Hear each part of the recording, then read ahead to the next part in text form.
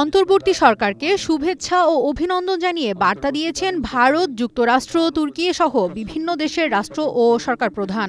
বঙ্গভবনে বৃহস্পতিবার রাতে অন্তর্বর্তী সরকারের প্রধান উপদেষ্টা হিসেবে শপথ নেন ডক্টর মোহাম্মদ ইউনূস। তার সঙ্গে শপথ নেন ১৩ উপদেষ্টা। ভারতের প্রধানমন্ত্রী নরেন্দ্র মোদি তার এক্স হ্যান্ডেলে ডক্টর মোহাম্মদ ইউনূসকে অভিনন্দন জানান। এতে বলা হয়, শান্তি, নিরাপত্তা ও উন্নয়নের জন্য দুই দেশের জনগণের আকাঙ্ক্ষা পূরণে বাংলাদেশের সঙ্গে কাজ করবে ভারত। সাম্প্রতিক পরিস্থিতিতে সংখ্যালঘুদের সুরক্ষা নিশ্চিতে নতুন সরকার দ্রুত পদক্ষেপ নেবে বলেও আশা জানান নরেন্দ্র মোদি।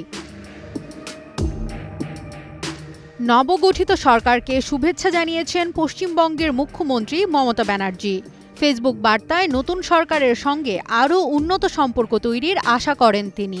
জানান, প্রতিবেশী বাংলাদেশ ভালো থাকলে ভালো থাকবে ভারতও।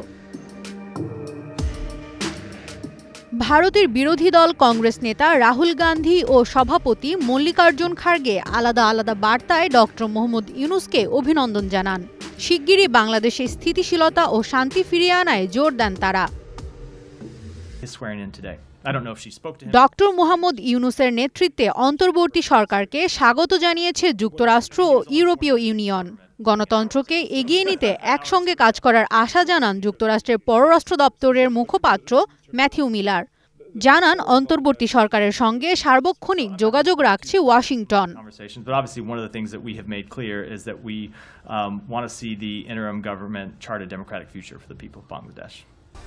ইউরোপীয় ইউনিয়নও নতুন সরকারকে স্বাগত জানিয়েছে।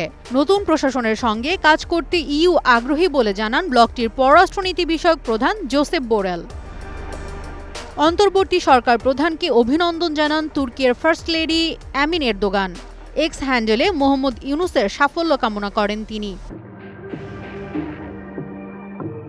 বাংলাদেশ পাকিস্তান দ্বিপক্ষীয় সম্পর্কের নতুন অধ্যায় শুরুর প্রত্যাশা জানিয়ে নতুন সরকারকে অভিনন্দন জানান পাকিস্তানের প্রধানমন্ত্রী শাহবাজ শরীফ।